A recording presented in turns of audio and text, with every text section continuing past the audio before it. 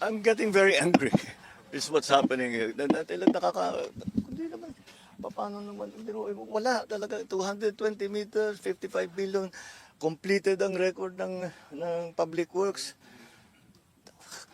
Walang ginawa, kahit isang araw hindi nagtrabaho, wala kang makita, puntahan ninyo, wala kayong makita kahit na ano. Tuloy-tuloy ang pagbaha doon sa kabila.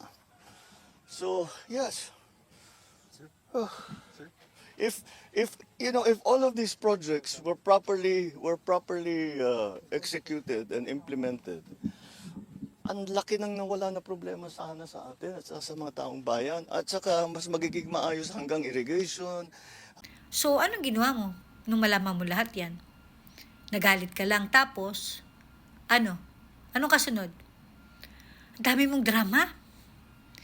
Alam mo kasi PRD yan, kapag ganyan, magagalit talaga yun. Ipapatawag niya agad yan pagkatapos tatanggalin niya sa pwesto, pakakasuhan niya. Kung si PRD. Ikaw anong ginawa mo? Nagalit ka lang tapos, nagdrama. Normally, dapat tinanggal mo agad yang si Bunuan. Kasi siya ang sekretary ng DPWH. Natural siya ang head yan. Kung meron mang may pananagutan dyan sa nangyari dyan, yan yung sekretary ng departamento. Ang problema nga, di ba, hindi mo nga pinagalitan, hindi mo pinatawag, hindi mo tinanggal, hindi mo pinakasuhan. Nag-resign si Bunuan kaya siya nawala sa DPWH. Pero kung hindi siya nag-resign, nandun pa rin yan. Kasi ang normal, di ba, galit ka na ang dami mong nalamang kapalpakan Ba't hindi mo tinanggal sa pwesto? Hindi mo kinasuhan. Ako nasasagot sa tanong ko. Ba't hindi mo tinanggal? Ba't hindi mo kinasuhan? Kasi damay ka dyan. Sino ba ang boss ni Bunuan? Kanino ba under si Bunuan? Sa Office of the President. Ikaw yun. Remember, sa Blue Ribbon Committee hearing, ang mga tinatanong, inimbestigahan, yung district engineer, assistant district engineer, yung USEC, ganyan. Chutang na, si Bunuan.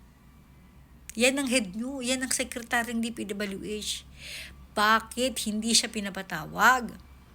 Isang beses lang siya pinatawag yata, di ba? Pagtapos alaman na lang natin na resign na. Actually, hindi ko nga ina-expect na magre-resign siya. Ang ina-expect ko, tinanggal na siya. Kaya nagulat talaga ako, nag-resign, hindi tinanggal. Di ba? Tapos magdadrama ka, nagalit ka. Jutang mo, kung nagalit ka, dapat tinanggal mo agad yan. Pinanagot mo, ogag ka. Jutang sa hearing hindi nyo pinapatawag yan. O tas ngayon, nasa na si Bunuan? Tumakas na. O pinatakas na.